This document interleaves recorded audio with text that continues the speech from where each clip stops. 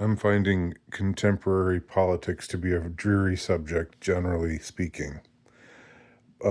But I have watched a few videos on a channel called Neutrality Studies, which is an interesting YouTube channel. It seems to be European based, and it's what makes it interesting is that it's the the people that it features are, I think, generally speaking, left of center politically, but are independent from the neoliberal orthodoxy that we've all grown to know and to know.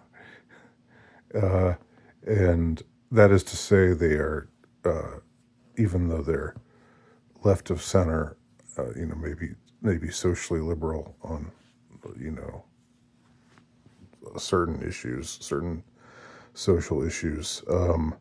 They're also Eurosceptical, and they're EU skeptical, and they're not big on warmongering, and they're not big on sending armaments and possibly possibly even soldiers to Ukraine to fight Russia, and they're not into talking about Russia as some great menace, and Putin as the new Hitler, and all that kind of stuff. So it's always kind of heartening to hear from people who who aren't don't come from where you come from, or don't hold the same general perspective on things that you do, but who still have this common sense resistance to certain screeds, shall we say, certain I don't know, mind viruses. You know, just independence of mind is always a good thing to find, and that's something that can be found on this page, Neutrality Studies, if you want to check it out. Something interesting that I saw that provoked some thought for me, and this is going to be a longer video. As you can probably tell if you're watching it. I'm going to make a slight exception here, even though it's always depressing to see how few people watch more than 6 minutes. So if I go for 20 minutes, like the average length of the viewership is like six minutes. And I guess some of you, or one of you, was telling me, no, we're watching the whole thing. We're just downloading it, and I don't know. Maybe that's true for some of you, but in any case, I'm just gonna go right ahead and be long winded. Just this time, I'm gonna I reserve the right to do that when I feel like doing it. Um, but there was one time where the guy who I guess hosts the channel was interviewing this woman who is a Swedish, like a left of center Swedish political thinker, but again a Eurosceptic, and a non warmonger, and not fond of the EU, not fond of NATO, uh, and so forth. And she said that she talked about how like third world countries, I think in particular she was talking about African countries, and like that when they when they come to some kind of agreement with China, uh, some they reach some kind of trade agreement. What they get out of it is something tangible, like a bridge. They say, but when we make a deal with the West, with a European country or a North American country, we instead of getting a bridge, we get a lecture. And I thought that was so interesting and so telling. Um, that for a country like China, even, not to glorify China, or to gloss over its flaws by any means, but it does seem that outside of the West, there's not this mania uh, to try to get to try to make the world over in your image, in the image of what the West, whatever ideology or perspective the West now reveres, right? Whereas in the West, with Western colonialism, let's say, in earlier centuries, there was a push to convert the natives to Christianity, which I'm not speaking. I'm not. I happen to think that's a that was a positive thing, on balance. Not that it was always done uh, well, or non-hypocritically, or you know there certainly was plenty of room for improvement. But I think the notion of spreading the gospel is a noble idea. Um, but what this woman was saying now is that now that the West is secularized, uh, they don't talk about Christianity anymore, but they do talk about like LGBTQ and stuff. Like going to Africa and lecturing them about how they need to be more accepting of gay and trans stuff, and feminism, and like that's the new evangelism of Western elites, is this like secular uh, neoliberal gospel, um, the social gospel, um, and that was interesting because it's, to me, it speaks to the I'm going to try to use a fancy word here, or a fancy phrase, or a fancy concept. I guess it's a kind of dialectical thing, uh, in a way, because whatever, like, the identity of the West, perhaps, for whatever reason, there's always been, the West has always valued, uh, I guess by the West I mean particularly Western Europe, uh, maybe Central and Eastern Europe is more of a wild card, but England, France, Germany, the Nordic countries, Western and Northern Europe, have um, always valued, uh, there's always been an idealism at the core. Even if at the core of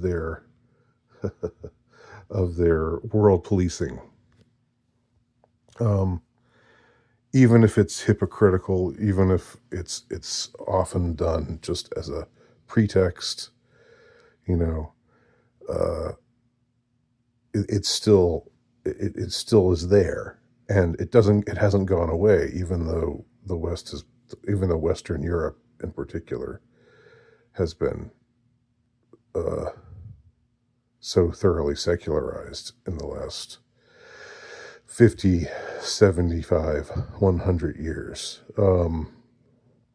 Even though things have run that kind of course, there is still this mentality of, we need to make we have this vision of the world that is superior, and we need to make over the rest of the world in the image that, of, according to the ideology, according to our idealistic notion of the way things ought to be.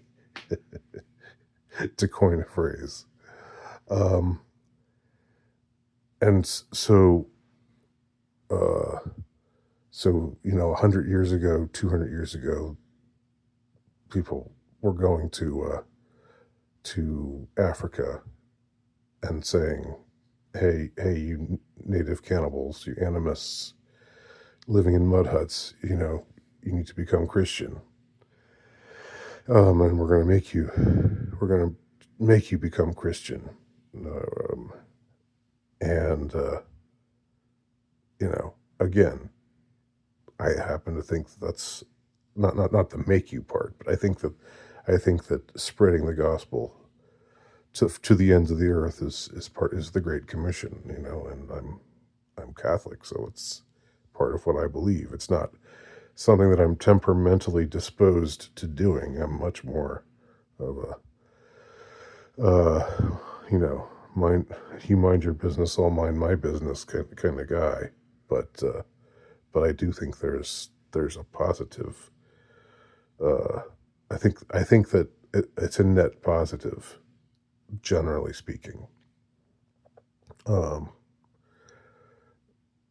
but but uh, uh, but now again, the because of this because the West can't change, or the leadership, it's more the leadership of the West. It's those who rule the West right now, I think, are, qualitatively speaking,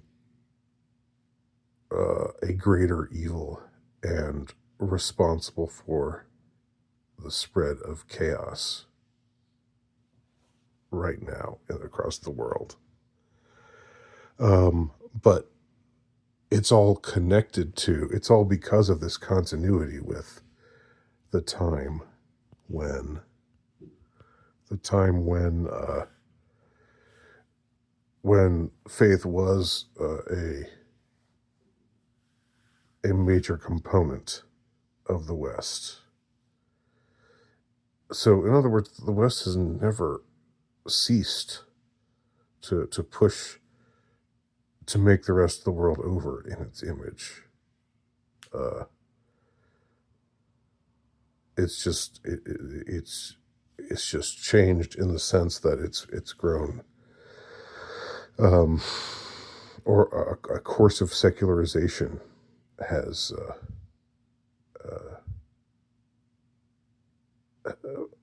has run. Uh, let me begin that sentence over again. Secularization has run its course through the institutions of the West, and now the West is secularized, if not, uh, you know, effectively atheistic. Although there's still talk about God here and there, uh, you know, just kind of as a formal thing, one nation under God, etc., um, or so help me God, or whatever. Little things like that are part of formal declarations that we say in under certain circumstances. But and the citizenry of the West, especially in the United States, is still quite quite religious and quite Christian. Um, but but the leadership is not. Hey, what was that? What was that? We're the United States is a nation of Indians being run by a rulership of Swedes. I think somebody said once, because Sweden is a secularist country, and India is a place where faith in otherworldly ideas is still commonplace. Um, So somebody made that comparison a little while ago. Anyway, I think what we're left with, what I'm often left with, is just this vision of the way things are right now. And with I think that one of the most evil things about the West right now is concerns foreign policy. I think there's just something about there's something deeply insidious about foreign policy. Um, you know, notions of making over the world uh, that just don't seem to they don't seem to go away. Even when you supposedly have an isolationist uh,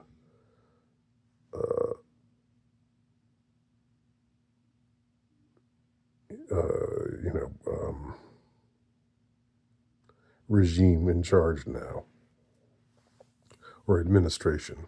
That's the right word. It's the word I was searching for. Even when that's the case, the overall bent of the West is still to want to interfere and to want to dominate and like, but to say that it's all justified in the name of quote unquote. Well, I think the new thing is democracy, which is such a farce. The way they talk about democracy now, you know, democracy is good unless you elect the quote unquote wrong person, like in Romania, where the all of the Western forces will see to it that you know the that person gets disqualified, because democracy means we get our way. And if there's an election and the wrong person wins, that's not democracy. It's just so the the dishonest rhetoric is just astounding. It's just, and one finds oneself in the position. I should just say, I find myself in the position of saying, I hope, I'm rooting for the West's defeat. When I say the West, I don't mean Western civilization or Western citizenry, the people of the West. I mean the ruling class of the West needs to be utterly destroyed. Needs to be taken down.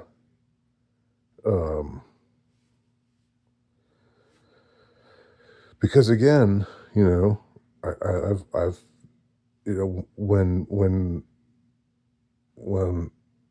asked about Ukraine, I've said, which side of those two sides who are fighting uh, for Ukraine, the West, the Western neoliberal neocon types who are fighting for Ukraine to become a NATO country and a NATO proxy, and to be able to stick it to Russia and obtain a foothold, in Western Europe or Eastern Europe, and extend the domination of NATO, and so forth. You know, of those people, of between those forces and Russian forces, which side would like to install drag queen story hour? The Russians or the NATO side? Of course, it's the NATO side. The Russians would never do anything like that. They have no interest in, or nor do the Chinese either. And it's not so much because they're Well, they are opposed. I think they are. I think they. I think there is a. Uh, there is just a straightforward opposition to it, seeing it as perverse and evil and wrong on the part of many. But for others, it's just sort of like, look, we don't want to make them like us. We just want to we just we enter into we our foreign policy is about doing what's advantageous to us and not trying to justify it, not trying to ground it in some oh, we're virtuous and we're making the world more virtuous. Uh, Maybe that was true at one time, and with the West. I mean, I think it certainly was true at one time with the West, even though there was still plenty of hypocrisy, plenty of bad faith, dishonest rhetoric to go around. But today it's particularly uh, rank and foul and despicable. Um, and I just don't see.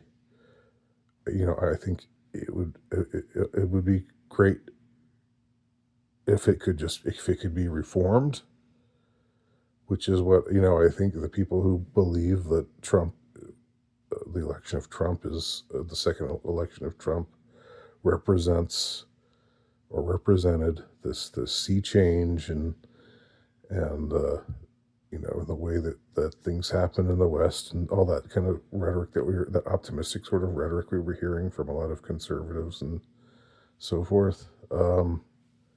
You know, it's just hard for me to see that that's the case. I don't think it can be reformed until it's destroyed, and I don't think it can be destroyed until it's just taken down. And who's going to take it down? It's going to have to be some countervailing force.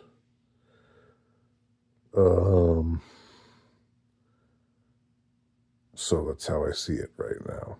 Let me know what you think.